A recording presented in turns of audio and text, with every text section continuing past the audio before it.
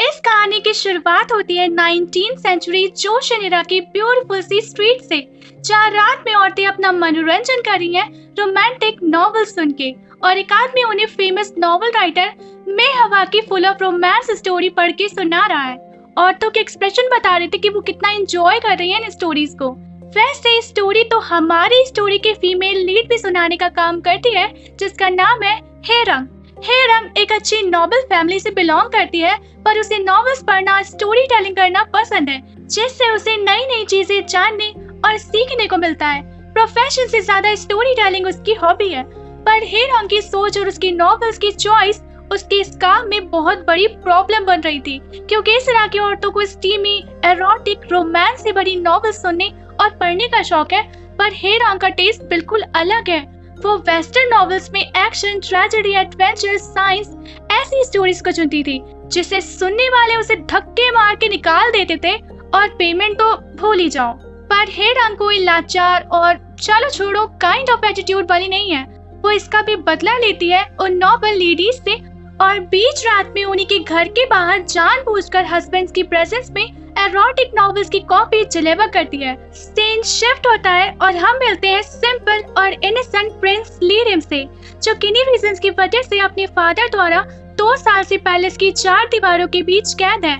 पर इन 4 दीवारों के बीच कैद रह के भी उसने अपना अच्छा खासा टाइम पास खोज लिया था, जो था रोमांटिक नॉवेल्स लिखना। और इसकी इंस्पिरेशन वो आए दिन पैलेस में पकड़े जाने वाले फॉरबिडन लव कपल्स के थ्रू कलेक्ट करता था, और उन्हीं लव स्टोरीज में थोड़ा स्पाइस और इमोशनल एलिमेंट्स और सिनेरियोस ऐड करके वो धमाकेदार, दिल छूने वाले नॉवेल्स तैयार करता था, जिसमें सबसे फेमस है मूनलाइट लव अफेयर। और मे हवा इसी की सीक्रेट आइडेंटिटी है, जो वो नॉवेल्स के ऑथर के तौर पर यूज करता है। इधर मॉर्निंग होते ही हेरंग को सभी नॉवेल लेडीज की तरह शादी के बाद कैसे बिहेव करना चाहिए, इसकी क्लासेस अटेंड करने जाना होता है। वो पूरी क्लास के दौरान क्लास में सिखाई जाने वाली बातों को फुल टू इग्नोर कर रही थी, जिसके लिए उसे अच्छी डांट मिलती है। और जब उसे रैंडम क्वेश्चन किया जाता है तो हेरंग क्वेश्चन का जवाब लॉजिक और साइंटिफिक थ्योरी के साथ देती है, तो उसको और भी ज्यादा डांट सुनने को मिलती है। हेरंग, तुम भूल रही हो, औरतों का सबसे बड़ा गुण है कि वो अपना टैलेंट छुपाना जानती हूँ और अपनी नॉलेज को जुबान पर आने से पहले ही रोक लेती हूँ। इस राह में औरतों को हक नहीं है कि वो आदमियों से आगे बढ़े और अपने टैलेंट्स को प्रेजेंट करे। औरतों को ना कुछ बुरा करने की परमिशन है और ना ही कुछ महान। उन्हें बस कुछ ना करते हुए आदमियों की सेवा में अपनी जिंदगी बिता देना है, यही औरतों से एक्सपेक्ट किया जाता है। पर हेरंग अपनी लाइफ इस समय की छोटी सोच की जंजीरों में कैद करके बिताना नहीं चाहती है। हेरंग 26 साल की हो चुकी है और उसकी एज काफी ज्यादा है एक नॉर्मल शादी की एज से, और इसलिए उसका बड़ा भाई उसके इकलौते पेरेंट्स के तौर पर जल्दी उसके लिए एक अच्छा लाइफ पार्टनर ढूंढना चाहता है, क्योंकि उस राह में ऐसा सिस्टम था कि सारी अनमैरिड नॉवेल लेडीज की लिस्ट पैलेस कोर्ट में जाती है और फिर रैंडमली नॉवेल लेडीज को किसी भी रैंडम नॉवेल मैन के साथ शादी का ऑर्डर दे दिया जाता है, जो उसका भाई नहीं चाहता है। वो अपनी बहन के लिए ऐसा पार्टनर चाहता है जो उसे फ्रीडम भी दे, उसकी रिस्पेक्ट भी करे और उसे बहुत सारा प्यार दे। उसके भाई जेकोंग को अचानक किंग के ऑर्डर पर एक अर्जेंट मीटिंग में बुलाया जाता है। एक्चुअली जेकोंग पैलेस का एक रैंक ऑफिशियल है, सो यहाँ इस मीटिंग में सबको एक पर्टिकुलर बुक, जिसका टाइटल है द स्टोरी ऑफ होडम, इसके बारे में डिस्कस करने के लिए बुलाया जाता है। जेकोंग के एक्सप्रेशन बुक के बारे में सुनते ही ऐसे लग रहे थे जैसे वो इस बुक के बारे में अच्छे से जानता हो, पर वो किंग से यही कहता है कि उसे इस बुक के बारे में कुछ भी नहीं पता। नेक्स्ट डे हेरंग अपनी खराब हो चुकी अलार्म क्लॉक को फिक्स करवाती है, जिसे इवेंचुअली एक छोटा सा बच्चा उसे छीन के भाग जाता है। वो उसे रंगे हाथ पकड़ लेती है और उसके बिहेवियर से हेरंग सेंस कर लेती है कि वो अपनी मर्जी से चोरी नहीं कर रहा है, जरूर कोई फोर्स कर रहा है उसे। एंड जब वो उसका पीछा करती है तो ये बात एकदम सही निकलती है। वो बच्चा एक नॉबल फैमिली का गुलाम था और वो उस बच्चे को चोरी करके पैसा अर्न करने के लिए फोर्स करते थे। आज खाली हाथ आने के लिए वो लोग उसे टॉर्चर करते हैं। हेरंग को ये देखा नहीं जाता और वो उसे बचाने बीच में तो आ जाती है, बट उसकी कोशिश काम नहीं आती है और उसे उस बच्चे को वहीं छोड़ के वापस आना पड़ता है। प्रिंस लीरिम ने आज नॉवेल का नया एडिशन लिखा था और इसके रिव्यू के लिए कि ये स्टोरी कैसी है, उसके पास सिर्फ ये सीनियर यूनक सांबो और उसकी पर्सनल मेट्स थी, जो स्टोरी को बस देखते ही गंगा जमुना बहाने लगते हैं और कहते हैं, आपकी ये स्टोरी तो कठोर से कठोर इंसान को रुला दे। मास्टरपीस है ये स्टोरी आपकी, हमारा तो दिल टूटा जा रहा है। इसकी तारीफ शब्दों में बयां करना नामुमकिन सा है योर हाइनेस। लीरिम को लगता है कि वो सब झूठ बोल रहे हैं क्योंकि हर बार स्टोरी पढ़ के वो सेम रिएक्शन ही देते हैं और रोने लगते हैं। साम्बो उसे बताता है कि उनके ऑनेस्ट ओपिनियन है, इवन जो पर्सन उसकी नॉवेल्स की कॉपी लिखता है वो तक इतना रोते हुए नॉवेल्स की कॉपी लिखता है कि कुछ दिनों तक उसकी आंखें सूजी रहती है। इतनी इमोशनल स्टोरीज है आपकी। लेकिन लीरिम सिर्फ इनके ओपिनियन से सेटिस्फाइड नहीं था, वो खुद अपनी आंखों से देखना चाहता था कि क्या सच में लोगों को उसकी नॉवेल इतनी पसंद आती है। अब वो निकल पड़ता है साम्बो के साथ छुप के पैलेस से बाहर लोगों के रियल रिएक्शन देखने।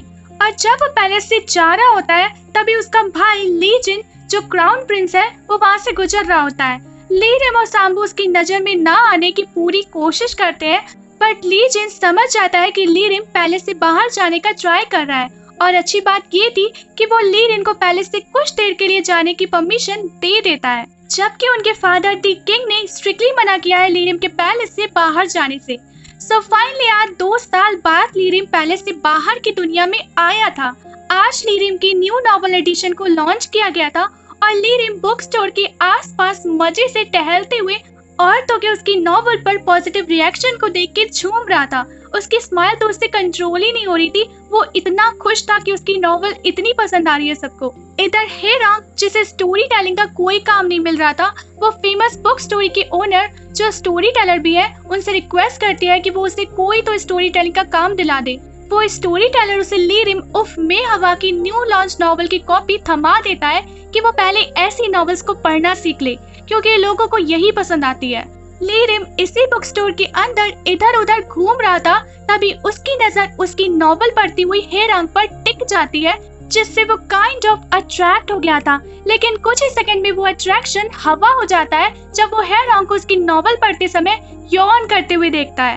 हेरांग कह रही होती है, क्या बोरिंग बुक थी। लीरिम उसके पास जाके रीजन पूछता है कि उसे मेहवा की ये नॉवल क्यों नहीं अच्छी लगी।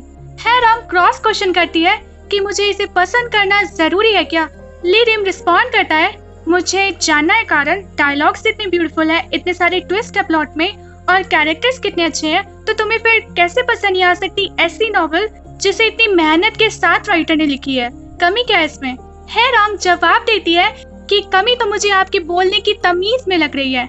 देखने से तो स्कॉलर लग रहे हैं पर बात करने में एकदम बदतमीज लग रहे हैं। एक अजनबी नॉवल लेडी से जिससे पहली बार मिल रहे हैं उससे ऐसे कैजुअल में बात करते आपको गलत नहीं लगता। लीरिम रिप्लाई करता है, मेरी आदत नहीं है दूसरों के लिए सम्मान वाले वर्ड्स यूज करने की। ऑफ कोर्स क्योंकि वो प्रिंस है, लोग उसको रिस्पेक्ट शो करते हैं, तो उसे अदर्स के लिए ऐसे रिस्पेक्टफुल होने की आदत कैसे हो सकती है। पर फिर भी लीरिम ट्राई करता है, मिस आपको मेहबा की नॉवल क्यों पसंद नहीं है। अब हेरांग उसे सही जवाब देने के मूड में आती है कि जैसे आपने अब मुझसे अच्छे मैनर्स के साथ पूछा है कि मुझे क्यों मेहबा की नॉवल पसंद नहीं है। वैसे रीजंस तो बहुत सारे हैं, एक चुनना मुश्किल है, कुछ भी तो अच्छा नहीं है इस नॉवल में। लीरिम टेंशन में आ जाता है हेरांग के रिमार्क से, लेकिन जब एकदम से हेरांग कहती है कि मुझे इस नॉवल ने वैसे 3 बार रुलाया भी है, लीरिम को थोड़ा सुकून मिलता है कि चलो एटलीस्ट नॉवल इतनी इमोशनल तो है कि इस लेडी को 3 बार रोने पर मजबूर कर दिया। लेकिन जब हेरांग बताना शुरू करती है कि वो 3 बार रोने के रीजंस क्या थे, लीरिम गुस्से से भर जाता है। पहले तो रोना इसलिए आया कि इतनी सड़ी स्टोरी के लिए इतने प्रेशियस पेपर को यूज करके वेस्ट कर दिया गया। दूसरी बार मुझे बहुत बुरा लगा कि इस घटिया सी नॉवल को लिखने के लिए हमारे कोरियन अल्फाबेट को यूज किया गया। और तीसरी और इम्पोर्टेंट बात कि इस नॉवल की भ्रमित करने वाली स्टोरी और सोच लोगों के दिमाग में महामारी की तरह फैल रही है। बिलीव नहीं होता कि कोई राइटर ऐसी कहानियां लिख सकता है बस चंद कुछ रुपए कमाने के लिए। अपनी बात कह के और लीरिम को गुस्से से भर के वो तो चली जाती है। मीनवाइल साम्बो लीरिम के स्टोरी के बदले पैसे कलेक्ट करने आया होता है, जहाँ वो बुक स्टोर का ओनर उससे डिमांड करता है कि उससे एक बार मेवा को सामने लाना चाहिए, वो बहुत प्रॉफिट कमाएंगे, जिसके लिए साम्बो मना कर देता है। और यहाँ उसके पीछे वही लोग लग जाते हैं जो उस छोटे से बच्चे को गुलाम बना के रखे हुए थे। वो साम्बो को धमकाते हैं कि उसे मेहवा से उन्हें मिलाना ही होगा। अदर साइड लीरिम हेरांग का पीछा करते हुए उसे फिर कन्फ्रंट करता है और हेरांग के टेस्ट को लेके उसका मजाक बनाता है कि सच कहा गया है, एक सुअर दुनिया को सिर्फ एक सुअर की नजर से ही देख सकता है। इसमें कोई आश्चर्य नहीं है कि तुम्हें ये ब्यूटीफुल सी नॉवल पसंद नहीं आई। हेरांग भी लॉजिक के साथ इसका रिप्लाई करती है, पर लीरिम उसके रिप्लाई पर हंसते हुए कहता है एक चिड़िया कभी हंस के नजरिए को नहीं समझ सकती, तो तुमसे उम्मीद करना। हेरांग झट से इसका जवाब देती है, वैसे ही जैसे एक हंस फिनिक्स बर्ड के नजरिए को नहीं समझ सकता। इनकी आर्ग्यूमेंट चलती जा रही थी कि उसी वक्त साम्बो भागता हुआ आता है और लीरिम को भी भगा ले जाता है। लीरिम भी भागता जा रहा था बिना जाने कि वो किस वजह से भाग रहा है। लीरिम 2 साल बाद पैलेस के बाहर जाने के बदले एक पैर की चोट और हेरांग की बातों की वजह से मिले गुस्से को अर्न करके लाया था। मतलब उन औरतों के रिएक्शन जिन्होंने उसकी नॉवल को इतना पसंद किया, उसकी खुशी उसके फेस पर बिल्कुल नहीं थी, बल्कि हेरांग ने जो उसकी नॉवल को यूजलेस कहा, उसका असर पूरा हुआ था उस पे। लीरिम अब चैन से बैठने वाला नहीं था। उसे तो फिर उस लेडी से मिलके उससे फिर से आर्ग्यूमेंट करके अपनी स्टोरी को दी बेस्ट साबित करना है।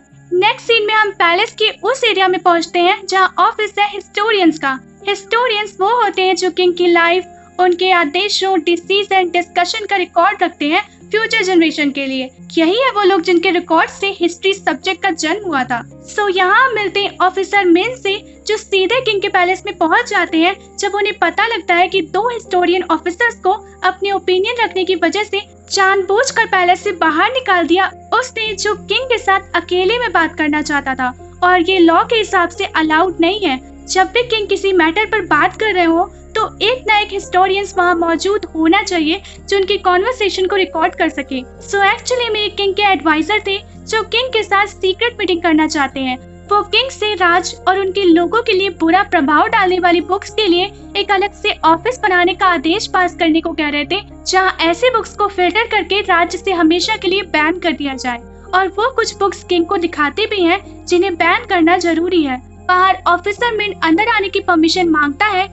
अंदर आने की परमिशन तो नहीं, लेकिन वो एडवाइजर खुद बाहर जरूर आ जाता है एंड हमें पता चलता है कि एडवाइजर ऑफिसर मिन के पिताजी हैं। पर दोनों की सोच में जमीन आसमान का फर्क है।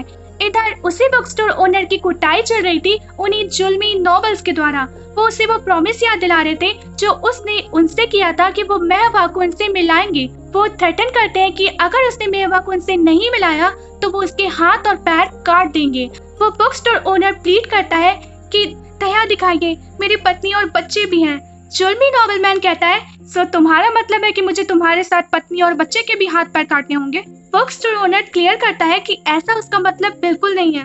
एक आइडिया इस बुक स्टोर ओनर के दिमाग में स्ट्राइक करता है कि मेहवा का फेस किसी ने नहीं देखा है, कोई नहीं जानता कि वो कैसा दिखता है। और दूसरे ही पल हेरांग को उसे जुल्मी नॉवेल मैन के सामने पेश किया जाता है और वो उसे ऑर्डर करते हैं कि एक दिन के लिए वो मेहवा बन की स्टोरी टेलिंग करे, बुक्स में अपना ऑटोग्राफ दे, जिसके बदले में उसे अच्छा खासा इनाम भी मिलेगा। हेरांग इस ऑफर को ठुकरा देती है क्योंकि लोगों के साथ स्कैम करना उसे मंजूर नहीं है और मेहवा की घटिया नॉवेल्स पढ़ना तो बिल्कुल नहीं। ये जुल्मी नॉवेल मैन अब दूसरा तरीका निकालते हैं और वो उस छोटे बच्चे का स्लेव कॉन्ट्रैक्ट खत्म करके उसे फ्री करने का ऑफर दे देते हैं। और ये ऑफर हेरांग का सॉफ्ट इमोशनल हार्ट मान के फेक मेहवा बनने के लिए तैयार हो जाता है। Meanwhile office of band books king की तरफ से अप्रूव हो गया था बिना क्राउन प्रिंस से इस पर ओपिनियन लिए, जिससे क्राउन प्रिंस बिल्कुल भी खुश नहीं था। सो अब office of band book establish होते ही नॉवेल द स्टोरी ऑफ होडाम के साथ रोमांस और फिक्शन नॉवेल्स भी बैन कर दी गई थी। मतलब प्रिंस लीरिम की मूनलाइट लव अफेयर भी बैन हो चुकी थी।